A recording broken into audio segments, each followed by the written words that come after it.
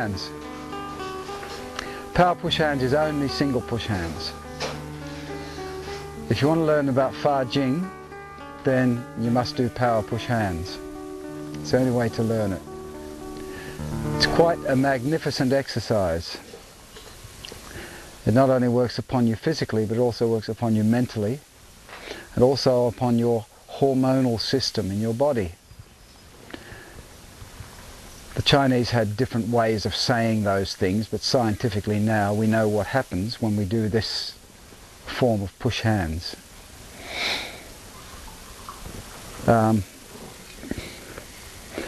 What you want to do is to have all of the correct, obviously we have to use muscles, you know, people, Tai Chi people with the suit.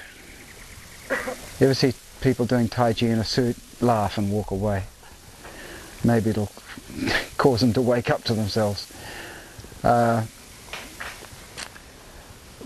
Chi people in suits say that they yield, they're not hard, they're always soft, they never attack. What a load of rubbish.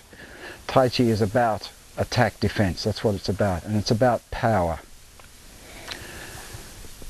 But it's not about the power that you get from being an Arnold Schwarzenegger type or a Hulk Hogan type. It's about developing exactly the right muscle groups and muscles and even strands of muscle for fighting or for self-defense. And this power push hands is the most excellent exercise that we have for gaining this Fa-jing power, this explosive energy. It doesn't work straight away. It'll work, as I was saying before, when you go to sleep at night. In fact, scientifically it starts between 45 minutes and 47 minutes after you drop off into a sound sleep. That's when your hormones kick in and start to build up your muscles and to repair muscles that have been damaged throughout the day. So it stands to reason that if you have damaged or have exercised to an extreme degree certain muscle groups in your body that day, then they're the muscle groups that are going to be developed greatly whilst you sleep. You can even lose weight while you sleep, depending upon what exercises you do during the day.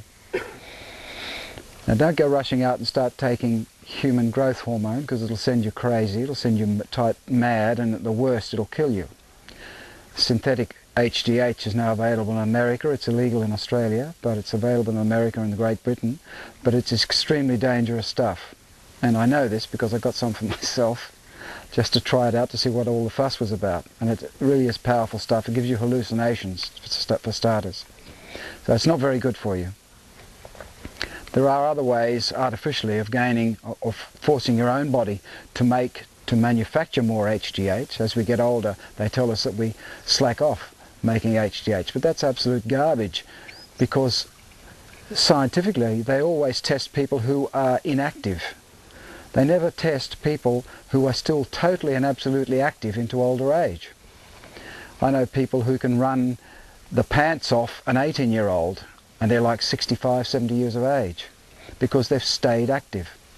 Why is it that because social reasons we're told that we should get old just because we're getting aged, we can't do anything anymore? That's rubbish. You've just got to stay active and keep your body moving in order to tell the brain you're still alive and it needs to keep producing these things. And if you're doing the things that force your brain to produce HGH hormone, then you'll stay that way for as long as humanly possible, rather than getting old and decrepit when you're 55 or 60, for God's sake. So you can not increase your lifespan, but you can live to a normal age,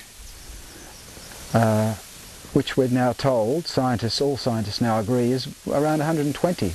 Although the oldest person in the world now is a sad 115 years of age, and that person is, you wouldn't want to be that old if you were like that person, you know, almost dead. But I've seen ex-Aussie diggers who are like 106 years of age, and they're like a normal person who's 70. They're brilliant because they've stayed extremely, and when asked why they are in such good condition, they don't know why, but then someone asks them their daily routine, and then you understand why they're in such a good condition. Because they don't sit down and die, they keep moving. You can't die if you keep moving. I was just told a really good way of preventing heart attack, by the way. You know, if you are prone to this sort of thing, eating the wrong stuff, and you're worried about driving your car and having a heart attack, you know, it takes a minute to die and no one can revive you. You need to call an ambulance very quickly, and someone needs to defibrillate you and be doing CPR and everything on you.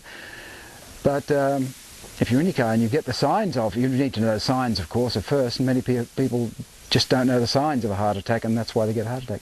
But if you cough violently, I mean really violently, like as if you're coughing up sputum, you know, when you get a cold, and just keep doing it until you can pull over and get to a phone and keep coughing into the phone even while you're calling 000 or 911, then you'll keep yourself, 99% of the time you can actually keep yourself alive until someone comes to get you. So it's just really coughing from right down in here. It tends to stop the heart attack from increasing to such a degree that you're on the ground and you're dead. That's just a good little thing to know. Is the heart attack actually the heart spasm? Well, there's lots of different heart attacks. Lots of different heart attacks, yeah. Arrhythmia that you're talking about. Arrhythmia, there's stroke, there's whole bunch of things, you know. That won't stop stroke, of course. It won't stop an aneurysm or a clot going into your heart, for instance. Yeah, we're just talking about a normal old heart attack caused probably by your cholesterol level being too high and your arteries just closing up, that's all. So yeah, that info. I just received that information yesterday, and they're doing tests on it now, and they're coming up with some really good results. Lord knows how. Lord knows how they induce a heart attack. Oh, I mean, it is possible to induce a heart attack with drugs, of course.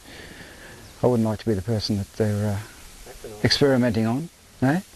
Aconite, yeah. I saw a herbalist one time, a girl had a mild stroke, and he put red hot chili peppers on the tongue, and she came straight back up and was fine within 5 or 10 minutes. Finger up the bums, always good. Crazy. So when he did it, and you saw the blood come back to her face, and she settled down, you went, oh, wow. Yeah. Red hot, straight out of his garden, pop onto her tongue. Okay, so getting back to our push hands, that's what we're aiming to achieve with this power push hands. We're aiming for the body to naturally increase our muscular power, our skeletal power even, during the sleeping hours. And we do that from doing basically isometric exercises, but within push hands. Wally, I'll just get someone out to show you. When push hands, you always stand in a normal position, or in a power stance if you want. I tend nowadays just to stand in a normal position, because that's the position you're always attacked in. You're never attacked standing in stances or anything like that. So you're just standing in a normal position. This is normal push hands. Power push hands is, I want Wally to push. Push. That's it. Now I'm going to push on you. So push. But give me a butt, like it's got to be a like that. That's it. But you've got to resist it. Don't do that. See? Resist it. Resist it and then take it away. Ah, that's it.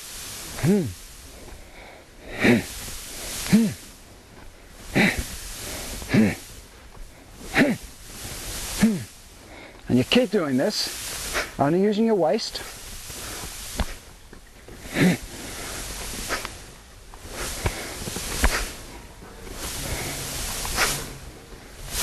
See, Wally's pushing me around. I'm not moving myself. I'm not doing that to lessen the force on my arm. I'm actually taking it, just grounding myself in, taking the power back through my left leg. You notice my front leg's even coming off the ground here, because that gives you much more grounding down through your back leg. And you keep doing this. Now I won't push too hard here for a while, because I've been doing it with the kids for a long while. So I can do it for hours now.